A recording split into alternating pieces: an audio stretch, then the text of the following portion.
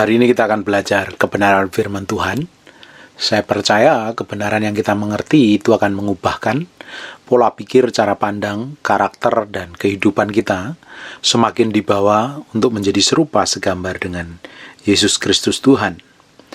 Sebuah pernikahan di dalam kehidupan kekristenan, saya percaya tujuannya untuk membuat gambar Allah di muka bumi ini semakin banyak. Tujuannya untuk menyatakan Tuhan real manifestasi dalam pernikahan, dalam keluarga. Tapi yang jadi masalahnya, kita sering bawa belur dalam pernikahan, kita sering salah mengelola konflik, salah mengelola emosi, sehingga pasangan satu dengan yang lainnya gegeran, ribut tanpa mengerti penyelesaian yang benar sesuai kebenaran firman Tuhan. Karena tidak ada pernikahan yang sempurna, semuanya dalam proses menuju kesempurnaan. Tidak ada dua pasangan yang disatukan itu langsung bisa damai, bisa tenang selama-lamanya. Pasti ada konflik karena ada latar belakang yang berbeda, budaya yang berbeda, suku dan ras yang berbeda, seringkali terjadi perbedaan yang tajam. Kalau tidak bisa mengelolanya, itu pun akan menjadi masalah. Bahkan yang satu suku pun, satu bangsa pun banyak mengalami perbedaan karena pria dan wanita diciptakan memang berbeda. Tetapi yang harus disamakan adalah ketika kita ini menghadapi masalah, kita harus menyelesaikannya itu dengan cara kerja Tuhan, bukan cara kerja kita. Karena sebuah pernikahan itu harus diperjuangkan. Sebuah pernikahan harus diperjuangkan. Dan perlu kekuatan Roh Kudus untuk tetap bersama, supaya kita melahirkan keturunan ilahi, melahirkan gambar Allah di muka bumi ini semakin banyak. Karena pasangan suami istri adalah diciptakan serupa segambar dengan Tuhan. Manusia laki-laki diciptakan serupa dengan Tuhan, dan manusia perempuan pun diciptakan serupa segambar dengan Tuhan. Ketika mereka bersatu, menjadi suatu gambar Allah yang utuh. Dan ketika dia diberkati dalam satu pernikahan yang kudus, dia melahirkan keturunan ilahi. Tujuannya seperti itu. Tapi di dalam perjalanan pernikahan seringkali banyak konflik, banyak masalah, banyak problem yang kalau tidak bisa menyelesaikan dengan baik, kalau tidak bisa mengatasi segala sesuatunya dengan baik, seperti yang Tuhan mau, ujungnya akan terjadi masalah besar. Bahkan berujung pada perceraian, bahkan yang lebih mengerikan lagi, banyak sekali. Nah, kita sebagai orang percaya yang sudah dilahirkan kembali harus tahu nih, bagaimana mengelola hati, bagaimana bersikap sesuai kebenaran firman Tuhan. Karena pola pikir kita ini harus selaras seperti yang Tuhan mau. Cara pandang kita harus seperti yang Tuhan mau. Cara kita melihat segala sesuatu harus sesuai dengan kebenaran firman Tuhan. Kacamatanya yang kita pakai ketika kita menghadapi masalah adalah kacamatanya Tuhan. Jadi kita harus kesampingkan seluruh ego, harga diri, emosi, amarah itu kita harus kesampingkan. Yang kita utamakan adalah Tuhan. Banyak orang Kristen yang harusnya dipimpin roh, tapi ternyata malah dipimpin daging.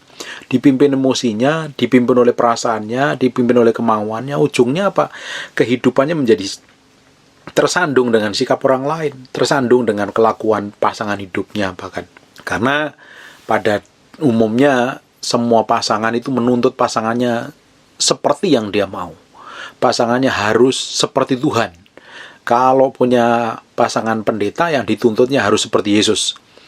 Kalau punya pasangan suami istri pelayanan, nggak tahu bagian wanitanya atau perempuan yang pelayanan, pasti yang lain nuntut, kok pelayanan kok seperti itu, kok nggak seperti yang diharapkan. Karena semua orang pasti menuntut orang lain tuh kalau bisa sempurna seperti Tuhan. Tapi kenyataannya sering didapatin bahwa pasangan kita tidak sempurna, orang lain tidak sempurna, pendeta kita nggak sempurna, karena kita sendiri pun juga nggak sempurna, karena kita masih dalam proses disempurnakan menjadi seperti Allah. Nah, kalau kita ini terjebak melihat orang lain dengan kekurangannya, dengan kelemahannya, akhirnya apa? Banyak orang tersandung, banyak orang terluka, banyak orang sakit hati dan kepahitan. Karena apa? Dia menuntut orang lain seperti yang dia mau. Bapak Ibu, saya udah ulang berkali-kali. Kalau Bapak Ibu dengerin seri pengajaran khotbah saya, Bapak Ibu mesti tahu nih.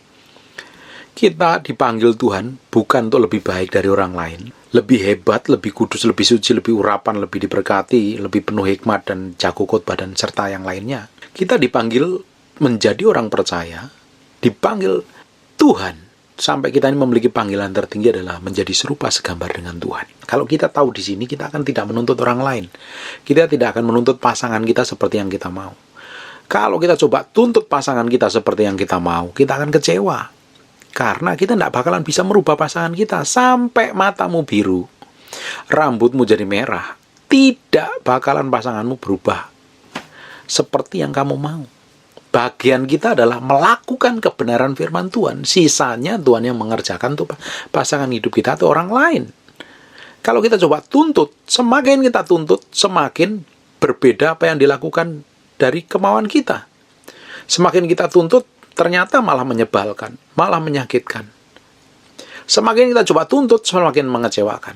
Kalau kita coba tuntut orang lain atau pasangan hidup kita, seperti yang kita mau, ujung-ujungnya kita yang akan kecewa. Kita akhirnya sakit hati dengan sikap dan perbuatannya. Nah, kita mesti tahu dulu ini, supaya hidup kita itu tahu, punya ancer-ancer, punya patokan, tidak sembarangan, tidak sembrono. Supaya hidup kita ini fokusnya kepada Tuhan, bukan fokus kepada kelakuan orang lain. Nah, kita mesti tahu dulu, kalau kita ingin orang lain berubah seperti yang kita mau, kita dahulu yang harus berubah. Kalau seorang pasangan suami istri datang sebuah gereja, kebiasaan biasanya begini. Ketika mereka ribut, dengerin khotbah pendeta, dan pendeta itu seakan-akan ngomongnya buat pasangan hidupnya, dan kita mulai senggol nih, itu dengerin khotbah itu khotbah buat kamu. Bapak Ibu, seringkali kita coba paksa orang lain dengerin firman supaya dia berubah. Atau kita paksa ke gereja untuk dengerin orang untuk berubah. Dan karena kita udah capek dengan apa yang dia lakukan, karena selalu mengecewakan buat kita pingin coba dia rubah. Kalau dengerin khotbah di gereja, coba dengerin itu buat kamu. Bapak Ibu, kita mesti tahu, waktu kita datang ke ibadah, apapun itu, mau di ibadah onsite, online, atau Bapak Ibu ibadah di lewat YouTube, dengerin firman lewat YouTube. Ketika Bapak Ibu mendengar firman itu bukan buat orang lain loh. Firman itu buat diri Bapak Ibu sendiri. Ketika saya belajar firman, setiap hari saya belajar firman, saya baca firman hampir tiap hari. Saya belajar firman bukan untuk khotbah atau ngajarin orang lain. Saya kasih makan manusia saya. Saya bercermin dengan firman tersebut.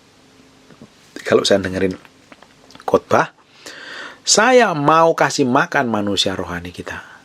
Saya mau beri makan manusia rohani saya supaya saya bertumbuh di dalam Kristus, mengerti kebenaran.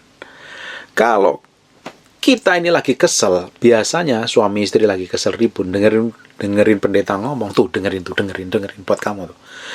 Salah. Kalau kita dengerin firman, itu buat diri kita sendiri dahulu. Karena ketika kita ini melakukan bagian kita, Tuhan lakukan bagiannya. Tujuannya semuanya satu. Kita akan diubah menjadi serupa segambar dengan Tuhan. Nah, tapi banyak orang tersandung dalam hal ini. Orang nggak bisa terima, kok pasanganku nggak berubah-berubah. Nikah sudah puluhan tahun, kok kelakuannya tetap seperti itu. Semakin kamu tuntut, semakin menjengkelkan, mengecewakan. Kita nggak bisa nuntut orang lain seperti yang kita mau kok. Bagian kita melakukan firman Tuhan seperti yang Tuhan mau dalam hidup kita. Baru sisanya Tuhan ubah orang-orang di sekitar kita menjadi serupa segambar dengan Kristus. Kalau kita coba tuntut terus, ujungnya kita akan kecewa. Perhatikan baik-baik nih, di Galatia pasal yang ke-6 ayat pertama. Saudara-saudara, kalaupun seorang kedapatan melakukan pelanggaran, kalaupun kita mendapatin pasangan kita mungkin melakukan pelanggaran, bikin dosa, bikin kesalahan, mengecewakan atau apapun juga lah, atau mungkin bosmu, atau mungkin pendetamu, atau mungkin teman pelayanan, atau mungkin teman kerja, atau siapapun juga lah yang hidupnya di sekitaran kita ini, yang sering bersinggungan dengan kita. Kalau mereka ini melakukan pelanggaran, kita yang rohani. Kenapa saya bilang Bapak Ibu yang rohani? Karena Bapak Ibu dengar kebenaran dulu. Kalau Bapak Ibu dengerin firman dahulu, artinya Bapak Ibu yang rohani, yang ngerti kebenaran itu. Bukankah di Yohanes 8 ayat 32, firman yang kamu ketahui, firman itu akan memerdekakan kamu. Nah, Bapak Ibu dengerin firman, Bapak Ibu yang rohani dulu, ngapain? Harus memimpin orang itu ke jalan yang benar. Harus memimpin orang itu ke jalan yang benar. Bagaimana caranya? Kamu bertobat. Kamu salah itu. Nggak bisa. Nah, kecenderungan kesalahan kita itu, kalau ngelihat orang salah, kita coba hakimi. Kita coba rendahkan, kita coba serang, kita coba lemahkan. Padahal kalau kita melakukan seperti itu, atau bahkan beberapa orang marah ketika suaminya atau istrinya, pasangan hidupnya melakukan pelanggaran, langsung marah. Atau pendetanya melakukan kesalahan, langsung marah. Dan ujungnya apa? Udah jatuh dalam dosa. Perhatikan ayat ini. Saudara-saudara, kalaupun seorang kedapatan melakukan suatu pelanggaran, maka kamu yang rohani, kita yang rohani, yang ngerti kebenaran firman Tuhan, ngapain? Harus memimpin orang itu ke jalan yang benar, ditegur, dinasihatin, tapi caranya berbeda. Dalam roh lemah lembut. Banyakan orang, kalau pasangannya bikin salah, langsung jerit-jeritan, histeris, marah.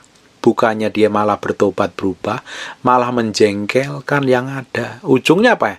Kita yang rugi, kita udah jatuh dalam dosa, dan kita akan sangat kecewa ngelihat kelakuannya. Tetapi perhatikan baik-baik. Kamu yang rohani harus memimpin orang itu ke jalan yang benar dalam roh lemah lembut, sambil menjaga dirimu sendiri supaya kamu juga jangan kena pencobaan. Kalau negur orang karena kelakuannya bikin kesalahan terus negurnya dengan marah, bukankah kalau dengan marah itu kita udah jatuh dalam pencobaan? Ya kita yang rugi sendiri. Kita negur pasangan kita yang melakukan pelanggaran, malah kita marah-marah, bentak-bentak. Apa dipikir dengan bentak, dengan marah pasanganmu berubah, orang lain berubah? Tidak bakalan berubah. Malah dia akan lebih menjengkelkan ya. Kita sendiri yang rugi. Kita harus membimbing dengan roh lemah lembut. Apalagi kalau itu di dalam lingkungan keluarga, lingkungan suami istri, pasangan hidup, itu jauh berbeda. Di dalam lingkungan gereja kita juga harus tahu caranya. Di dunia bisnis, dunia pekerjaan, kalau ada orang melakukan pelanggaran, kita juga harus tahu cara Tuhan untuk menegurnya, supaya kita nggak sembarangan sembrono. Kita harus memakai cara Tuhan, bukan cara kita sendiri. Kalau dalam keluarga, ketika ada seseorang melakukan pelanggaran, entah itu suami, entah itu istri, kita harus coba buka sebentar di 1 Petrus pasal yang ketiga, ayat 1 dan 2. Demikian juga kamu, hai istri-istri, tunduklah kepada suamimu. Istri itu harus tunduk kepada suami. Suami adalah imam. Suami adalah pemimpin di dalam sebuah keluarga. Saya pernah ngajar tentang otoritas rohani, Bapak Ibu bisa dengerin, bahwa dalam keluarga pemimpin tertinggi adalah Tuhan yang jadi pemimpin utamanya, baru suami. Kalau udah ada suami, baru istri. Kalau ada anak-anak, baru orang tua dan keluarga besar. Ini jangan dibalik-balik. Saya ulang lagi. Otoritas rohani dalam keluarga yang pertama adalah Tuhan, pemegang kendali yang utama, yang harus ditinggikan dan dimuliakan. Baru di bawahnya suami, setelah itu istri, baru anak, baru ke orang tua. Ini tidak boleh dibalik. Kalau otoritas ini dibalik, keluargamu akan babak belur hancur. Berapa banyak istri coba menjadi pemimpin dalam keluarga, ngambil keputusan. Karena istri itu memiliki tugas masing-masing yang berbeda. Suami sebagai pemimpin, tapi istri juga memiliki otoritas loh. Namanya memiliki pengaruh loh. Pengaruhnya itu besar sekali. Dan Bapak Ibu, nah kecenderungan perempuan ini coba mengambil alih otoritas yang Tuhan taruh dalam keluarga. Bahkan si Hawa pun mengambil otoritas keputusan untuk makan buah kehidupan, pohon pengetahuan baik dan benar. Ujung-ujungnya ngapain? Si Adamnya yang di tempat yang situ nggak ngambil keputusan apa-apa. Nah, kecenderungan perempuan ini akan coba ngambil otoritas dalam keluarga ini. Makanya laki-laki itu harus dipulihkan dahulu. Harus ngerti kebenaran, ngerti firman Tuhan, harus cinta Tuhan. Kalau tidak, memiliki pasangan hidup istrinya lebih horor, dia akan ngambil keputusan, rusak semuanya. Jadi otoritas dalam keluarga harus dipegang suami. Suami harus dipulihkan dahulu. Suami harus mengerti otoritas ilahi. Suami harus mengerti hati Bapa, harus mengasihi keluarganya, mencintai anak-anak, mencintai pasangannya. Harus setia. Kalau tidak akan rusak sekali. Demikianlah kamu, hai istri-istri, tunduklah kepada suamimu. Tunduklah kepada suamimu. Kenapa disuruh tunduk? Kebanyakan istri ini susah tunduk. Apalagi kalau yang perempuan itu penghasilannya lebih gede, untuk tunduk sama suaminya itu tidak gampang. Apalagi kalau perempuan-perempuan yang sudah mandiri, biasa hidup sendiri sebelum nikah, gaji gede, punya mobil, punya rumah, segala macam, terus nikah, punya pasangan hidup yang agak lembek lakinya, penghasilan di bawah dia, untuk tunduk, submit sebagai istri, menurut kebenaran firman harus tunduk kepada suaminya, itu tidak gampang. Itu perlu pikul salib sangkal diri. Istri harus tunduk dengan suami, apapun itu. Memang dalam mengambil keputusan, suami juga nggak bisa ngambil sepihak, harus diomongin bersama, dimufakatkan bersama dengan pasangan hidupnya. Kita harus hargai pasangan hidup kita, biar nggak merasa dimanfaatkan, merasa diperbudak. Dan semua keputusan yang saya ambil, saya selalu ngomong dengan istri saya. Tapi keputusannya di saya. Saya selalu ngomongin. Karena biasanya istri itu intuisinya jauh lebih bagus. Dia punya lebih teliti menilai segala sesuatu. Kalau kita laki-laki biasanya pada poin-poinnya aja. Tapi pasangan hidup kita bersyukur yang mulai pasangannya. Kalau ngambil keputusan yang rumit-rumit, diomongin dengan istrimu. Istri itu lebih teliti, lebih detail. Bahkan kadang lebih tajam pendengarannya dengan suara Tuhan. Intuisinya dengan Tuhan. Dia lebih tajam. Kita harus dengarkan. Karena istri adalah pewaris kasih karunia. Jangan nggak dihormati, karena istri itu yang terutama itu perlu didengarkan dahulu. Apa yang dia mau, apa yang dia omong itu perlu dengarkan. Kalau kita bisa mendengarkan pasangan hidup kita, otomatis pernikahan kita itu bahagia. Kalau suaminya itu egois, nggak mau denger, merasa seperti tuan, nggak menghargai istrinya dan anak-anaknya, ya pasti pernikahannya akan menjadi babak belur. Balik 1 Petrus 3:1 dan 2. Demikianlah juga kamu, hai istri-istri, tunduklah kepada suamimu, supaya jika ada di antara mereka yang tidak taat kepada firman. Perhatikan Bapak. Istri harus tunduk kepada suami, supaya jika ada di antara mereka yang tidak taat kepada firman. Yang nggak taat itu biasanya siapa? Kalau nggak suami, ya istrinya atau anak-anaknya. Tidak taat kepada mereka juga tanpa perkataan. Kalau di ayat ini ngomongnya untuk istri, suami mendapatin suaminya nggak taat, suaminya nggak bertobat, suaminya terlalu selingkuh mungkin, mengecewakan terus-terusan, ngomongnya kasar, temperamental dan lain sebagainya. Bersyukur kalau punya suami yang cinta Tuhan, takut akan Tuhan, sayang, puji Tuhan. Tapi ada beberapa orang yang memiliki suami yang horor, suami yang mengerikan. Kalau sudah diberkati, ya itu keputusanmu. Makanya saya udah ngomong ini. Makanya waktu pacaran itu waktu penjajakan. Lihat karakter yang sesungguhnya itu seperti apa. Jangan kawin melihat muka. Muka itu sebatas setengah milimeter. Kalau dikelupas tuh horor mukanya. Yang dikawin itu karakternya dites. Waktu pacaran itu waktu ngetes karakternya seperti apa. Menjajaki, coba kalau marah kayak apa, kalau emosi kayak apa, kalau dikecewakan seperti apa, kalau mengalami hal buruk kayak apa. Itu aslinya akan keluar. Jangan yang sekedar ngopi, nongkrong Starbucks, makan, nonton, jalan-jalan. Buat apa? Waktu perkenalan, waktu masa pacaran, sebenarnya di dalam kekristenan ada pacaran, itu dijajakin dulu karakternya, keluarganya kayak apa. Orang Jawa itu bagus tuh, ngeliat bobot bibit bebetnya. Bener nggak ini orang nih? Bisa nggak jadi mama buat anak-anak saya? Jadi kekasih pasangan hidup saya? Jadi pemimpin dalam keluarga? Dicek dulu, bukan seneng-seneng aja. Nah, lihat dalam keadaan yang terburuk, sikapnya kayak apa, emosinya kayak apa. Emosi itu tidak akan berubah sebelum nikah, sama sudah nikah akan sama. Kecuali dia bertobat baru berubah. Kalau nggak bertobat, ya sama. Waktu pacaran emosian, marah meledak-ledak. Waktu nanti nikah lebih parah lagi. Makanya siap apa tidak? Makanya kalau sudah diberkati tidak boleh cerai. Terima itu pasanganmu. Oh Pak, kita udah nggak cocok, kita nggak sejalan loh. Ngapain? Dulu kemana aja? Dulu kenapa nggak dites dulu? Karakternya kayak apa? Bukan tes yang lain loh ya. Dicek dulu karakternya, kelakuannya, sifatnya kayak apa. Baru kalau sudah diberkati ya nggak bisa kemana-mana. Bagaimana kalau ngadapin karakter yang buruk dan jelek dan mengecewakan? Apa boleh cerai? Nggak boleh cerai. Saya tidak peduli pendeta alasan ini itu. Tidak ada kata cerai dalam kekristenan. Kalau kamu cerai, kamu urusan sendiri dengan Tuhan. Tuhan akan bikin perhitungan dengan kehidupanmu. Saya tidak peduli dengan kata pendeta yang mengizinkan perceraian atau apapun juga lah. Saya percaya Tuhan membenci perceraian.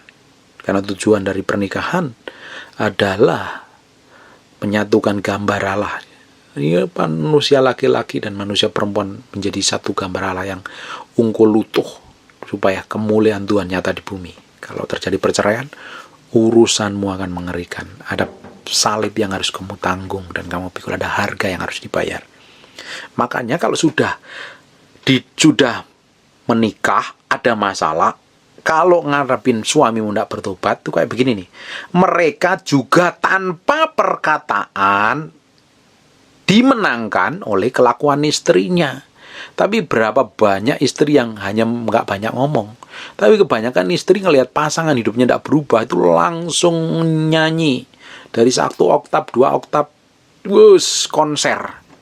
Alkitab ngomong, firman Tuhan ngomong, kalau ngelihat pasangan hidup tidak mau berubah, suamimu tidak berubah, diam, jangan ngomong.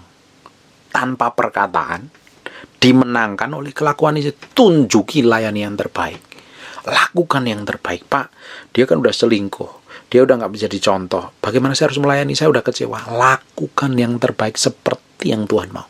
Layani, hormati.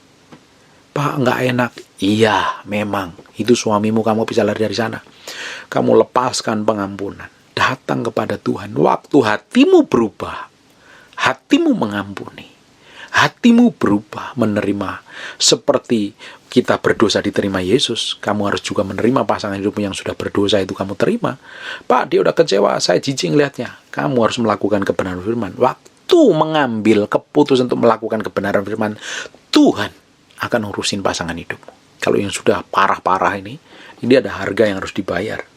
Ada harga yang harus dibayar. Perhatikan baik-baik ya. Saya ulang kembali.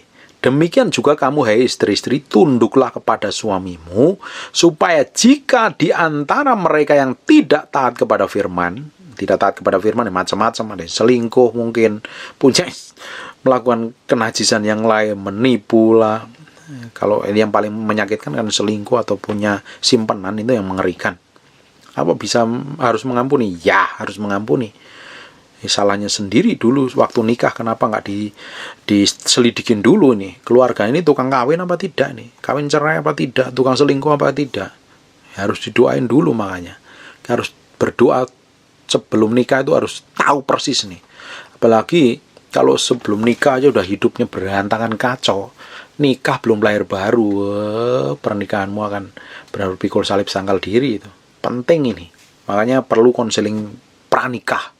Orang banyak ingin berkati, ternyata hamil duluan. Minta diberkati, bertobat dulu tuh. Harus bertobat.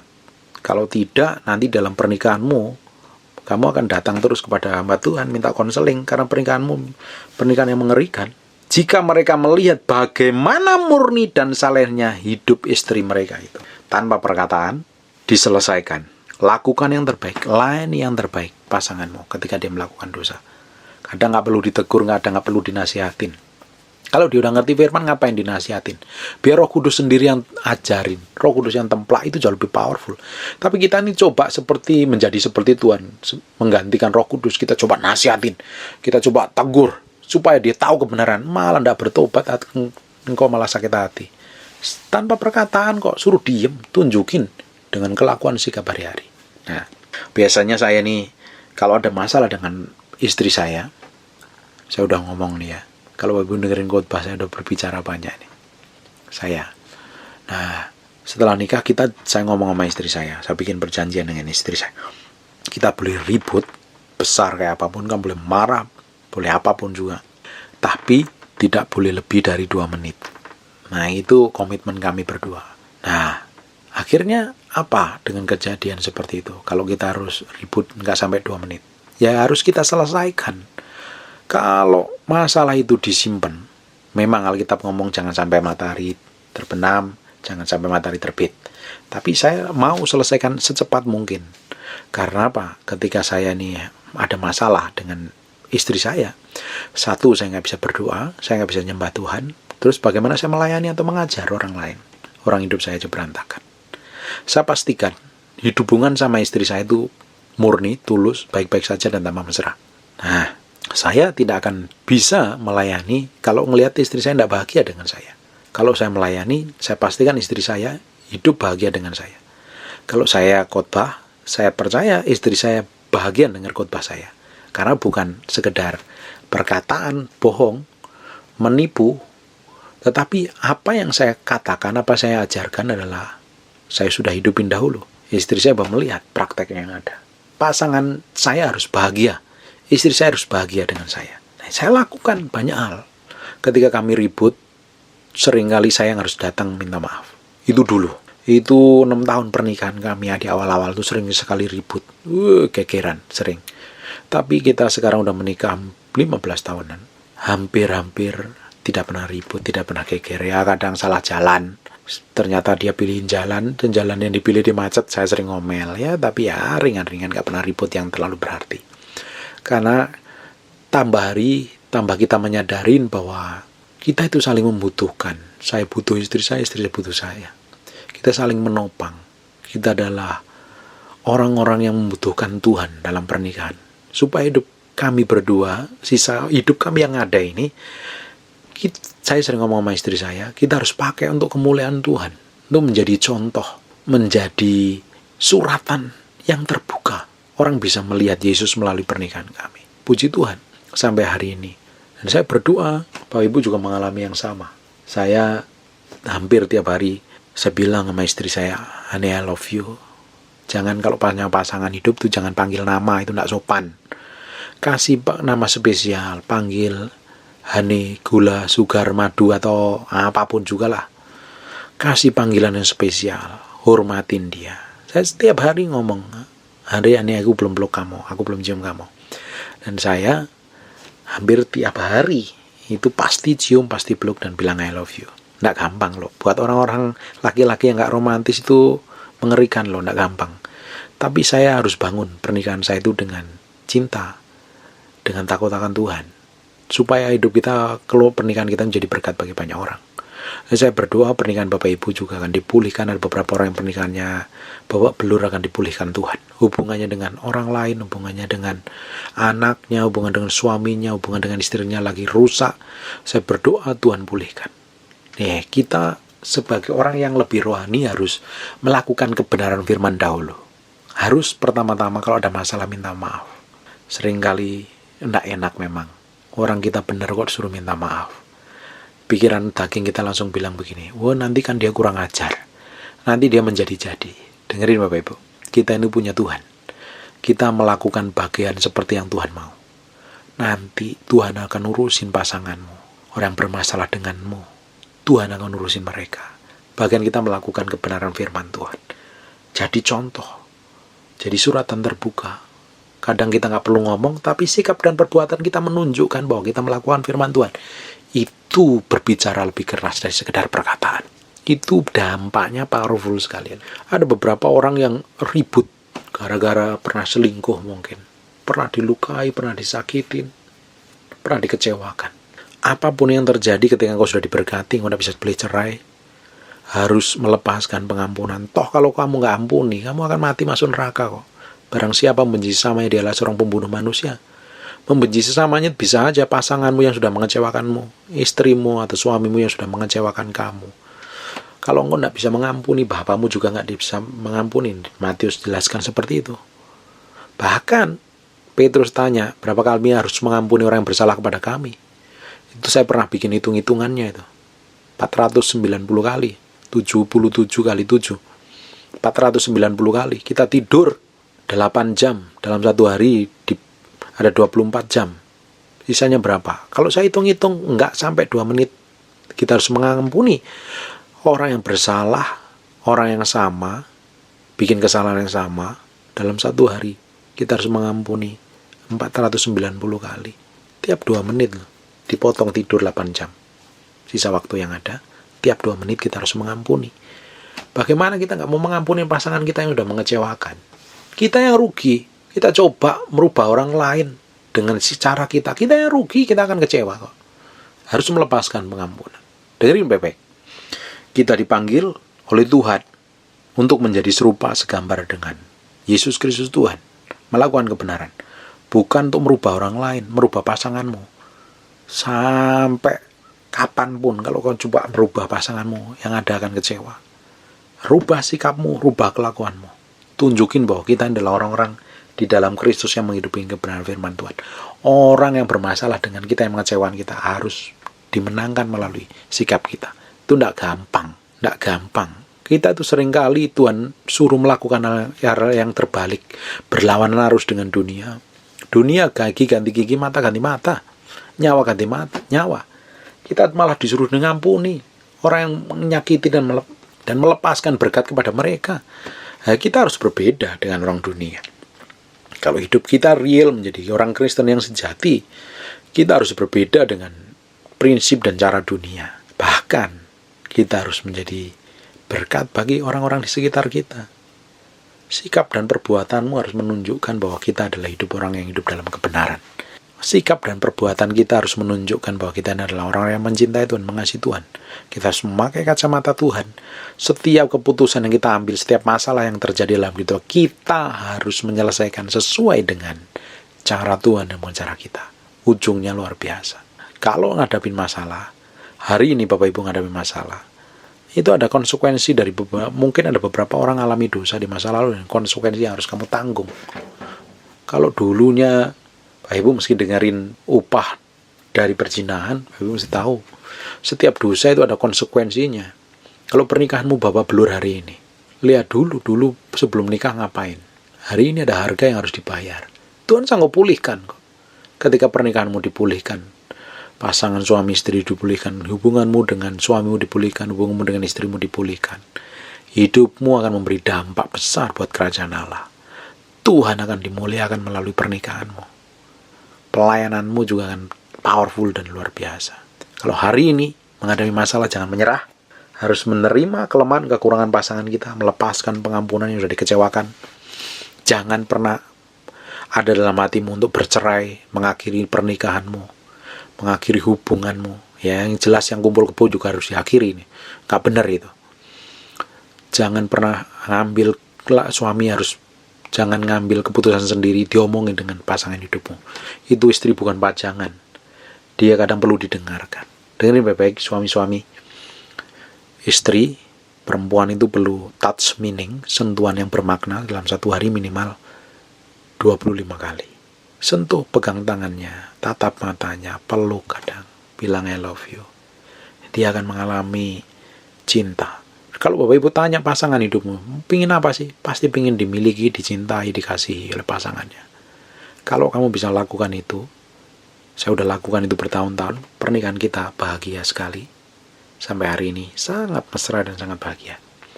Bapak Ibu juga akan mengalami hal yang sama. Saya berdoa, Bapak Ibu bisa menyelesaikan konflik dalam keluarga dengan baik, dengan cara Tuhan, dengan hikmat Tuhan, supaya keluargamu dipulihkan menjadi berkat bagi banyak orang. Tidak ada masalah yang tidak ada jalan keluarnya. Semua masalah, persoalan itu ada masa kadaluarsanya. Ketika kita berjalan dengan Tuhan, di ujungnya kemuliaan yang ajaib dan besar itu dinyatakan. Dan hidup kita jadi berkat bagi banyak orang. Yesus yang ditinggikan. Amin. Tetap cintai pasanganmu. Jangan menyerah. Kasih. Berdoa. Berubah terus. Berjalan bersama Tuhan. Dan Tuhan Yesus memberkati. God bless you.